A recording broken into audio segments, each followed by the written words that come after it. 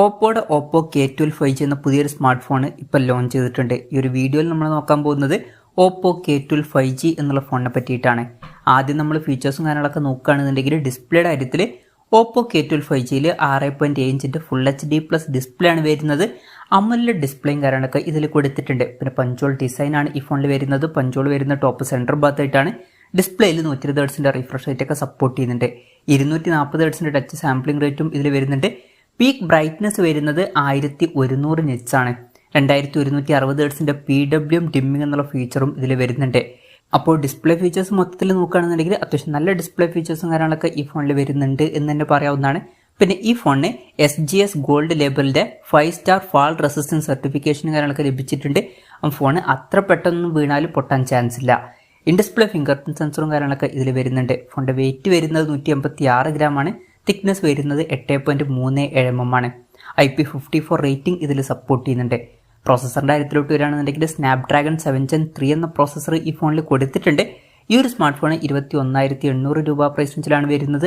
ആ ഒരു പ്രൈസ് റേഞ്ചിൽ ഇത് അത്യാവശ്യം നല്ലൊരു പ്രോസസ്സർ തന്നെയാണ്. അപ്പോൾ നല്ലൊരു പ്രോസസ്സറും ഇതിൽ വരുന്നുണ്ട്. 5G സപ്പോർട്ടും കാര്യങ്ങളൊക്കെ ഇതിൽ വരുന്നുണ്ട്. ഫോണിൻ്റെ ബേസ് വേരിയന്റിൽ തന്നെ 8 GB റാമും 256 GB ഇൻറ്റേർണലും വരുന്നുണ്ട്. 12 GB റാമും 256 GB ഇൻറ്റേർണലുമായിട്ട് വരുന്ന ഒരു വെർഷനും 12 GB റാമും 512 GB ഇൻറ്റേർണലുമായിട്ട് വരുന്ന ഒരു വെർഷനും വരുന്നുണ്ട്. LPDDR4Xൻ്റെ റാമും UFS 3.1 സ്റ്റോറേജ് ടൈപ്പും ഇതിൽ കൊടുത്തിട്ടുണ്ട്. മെമ്മറി എക്സ്പാൻഡ് ചെയ്യണമെന്നുണ്ടെങ്കിൽ ഹൈബ്രിഡ് സിം സ്ലോട്ട് ഈ ഫോണിൽ വരുന്നുണ്ട്.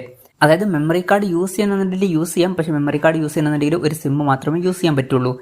IR ബ്ലാസ്റ്റർ എന്നുള്ള ഫീച്ചർ ഈ ഫോണിൽ കൊടുത്തിട്ടുണ്ട്. അപ്പോൾ ഈ ഫോൺ റിമോട്ടൊക്കെ ആയിട്ട് യൂസ് ചെയ്യാൻ കഴിയുന്നതായിരിക്കും. NFC എന്നുള്ള ഫീച്ചർ സപ്പോർട്ട് ചെയ്യുന്നുണ്ട്. പിന്നെ ഫോൺ വെട്ടം നീറ്റാതിരിക്കാൻ വേണ്ടിയിട്ട് VC ലിക്വിഡ് കൂളിംഗ് സിസ്റ്റം പോലുള്ള ഫീച്ചേഴ്സ് കൊടുത്തിട്ടുണ്ട്. പിന്നെ ഫോണിൻ്റെ വൈബ്രേഷന് വേണ്ടിയിട്ട് X-Axis ലീനിയർ മോട്ടർ ഇതിൽ വരുന്നുണ്ട്. സ്റ്റീരിയോ സ്പീക്കേഴ്സും കാര്യങ്ങളൊക്കെ ഇതിൽ കൊടുത്തിട്ടുണ്ട്.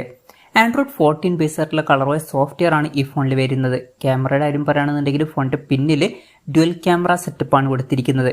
50 മെഗാ പിക്സലിൻ്റെ 1.8 അപ്പേഴ്സിൽ വരുന്ന മെയിൻ ക്യാമറ സെൻസറാണ് ഈ ഫോണിൽ വരുന്നത്. ഇത് സോണി LYT 600 സെൻസറാണ്. പിന്നെ OSൻ്റെ സപ്പോർട്ടും കാര്യങ്ങളൊക്കെ വരുന്നുണ്ട്. 8 മെഗാ പിക്സലിൻ്റെ f2.2 അപ്പേഴ്സിൽ വരുന്ന അൾട്രാ വൈഡ് ആംഗിൾ ലെൻസും ഈ ഫോണിൽ വരുന്നുണ്ട്. ഇത് സോണി IMX 355ൻ്റെ സെൻസറാണ്. ഫ്രണ്ടിൽ 12 മെഗാ പിക്സലിൻ്റെ f2.4 അപ്പേഴ്സിൽ വരുന്ന സെൽഫി ക്യാമറ കൊടുത്തിട്ടുണ്ട്.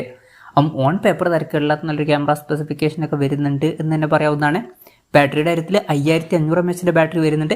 അപ്പോൾ നല്ലൊരു ബാറ്ററി കപ്പാസിറ്റി കൊടുത്തിട്ടുണ്ട്. 100 വാട്ടിൻ്റെ ഫാസ്റ്റ് ചാർജ് സപ്പോർട്ടും വരുന്നുണ്ട്. അപ്പോൾ നല്ലൊരു ചാർജിങ് സ്പീഡും ഇതിൽ വരുന്നുണ്ട്. Type-C ചാർജിംഗ് പോർട്ടുമായിട്ടാണ് ഈ ഒരു സ്മാർട്ട് ഫോൺ വരുന്നത്. അപ്പോൾ നല്ലൊരു ബാറ്ററി സെറ്റപ്പും ഈ ഫോണിൽ വരുന്നുണ്ട് എന്ന് പറയാവുന്നതാണ്. പിന്നെ ഈ ഒരു സ്മാർട്ട് ഫോൺ ഇപ്പം ഇന്ത്യൻ മാർക്കറ്റിൽ ലോഞ്ച് ചെയ്തിട്ടില്ല. ഇപ്പോൾ ചൈനീസ് മാർക്കറ്റിലാണ് ഈ സ്മാർട്ട് ഫോൺ ലോഞ്ച് ചെയ്തിരിക്കുന്നത്. ചൈനീസ് മാർക്കറ്റിൽ ഈ ഫോൺ ലോഞ്ച് ചെയ്തിരിക്കുന്നത് 1899 യുവാൻ എന്ന പ്രൈസിങ്ങിലാണ്. അതായത് 21,800 രൂപ പ്രൈസ് റേഞ്ചിൽ. ആ ഒരു പ്രൈസ് റേഞ്ചിൽ ഈ പറഞ്ഞിട്ടുള്ള ഫീച്ചേഴ്സ് എങ്ങനെയുണ്ടെന്ന് വെച്ചാൽ അത്യാവശ്യം നല്ല ഫീച്ചേഴ്സാണ്. നല്ല ഡിസ്പ്ലേ ഫീച്ചേഴ്സും നല്ലൊരു പ്രോസസ്സറും ഓൺ പേപ്പർ അത്യാവശ്യം തിരക്കില്ലാത്തൊരു ക്യാമറ സ്പെസിഫിക്കേഷനും നല്ല ബാറ്ററി സെറ്റപ്പും ഒക്കെ വരുന്നുണ്ട്. ഇനി ഈ ഫോൺ ഇന്ത്യയിൽ ലോഞ്ച് ചെയ്യുമോ എന്ന് വെച്ചാൽ ഓൾറെഡി ഇന്ത്യൻ മാർക്കറ്റിൽ OnePlus Nord C4 എന്നൊരു സ്മാർട്ട് ഫോൺ ലോഞ്ച് ചെയ്തിട്ടുണ്ട്. ഈ ഒരു ഓപ്പോ K12 5G എന്ന ഫോൺ ആ ഒരു ഫോണിൻ്റെ ഒരു റീബ്രാൻഡഡ് വെർഷനാണ്. അപ്പം ഇതേ ഫീച്ചേഴ്സുമായിട്ട് വരുന്ന സ്മാർട്ട് ഫോൺ ഓൾറെഡി ഇന്ത്യൻ മാർക്കറ്റിൽ അവൈലബിൾ ആണ്. പക്ഷേ OnePlusൻ്റെ ബ്രാൻഡിങ്ങിലാണ് ആ ഫോൺ വരുന്നത്. ആ ഒരു ഫോൺ ഇന്ത്യൻ മാർക്കറ്റിൽ 25,000 രൂപ പ്രൈസ് റേഞ്ചിലായിട്ടാണ് വരുന്നത്. പിന്നെ ഈ ഒരു ഫോൺ ചിലപ്പോൾ ലോഞ്ച് ചെയ്തേക്കാം സെയിം ഫീച്ചേഴ്സുമായിട്ട്. പക്ഷേ വില കുറച്ചും കൂടി കൂടാൻ ചാൻസ് ഉണ്ട്. ഒരു 28,000 to 30,000 രൂപ പ്രൈസ് റേഞ്ചിൽ വരെ ഫോണിൻ്റെ വില എത്തിയേക്കാം. എന്തായാലും കൺഫർമേഷൻസ് ഒന്നും ഇപ്പം പുറത്ത് വന്നിട്ടില്ല. എന്തായാലും ഓപ്പോയുടെ ഓപ്പോ K12 5G എന്ന പുതിയൊരു സ്മാർട്ട് ഫോൺ ലോഞ്ച് ചെയ്തിട്ടുണ്ട്. ഈ ഒരു ഫോണിനെ പറ്റിയിട്ടുള്ള നിങ്ങളുടെ അഭിപ്രായം ജസ്റ്റ് ഒന്ന് കമൻറ്റ് ചെയ്യുക.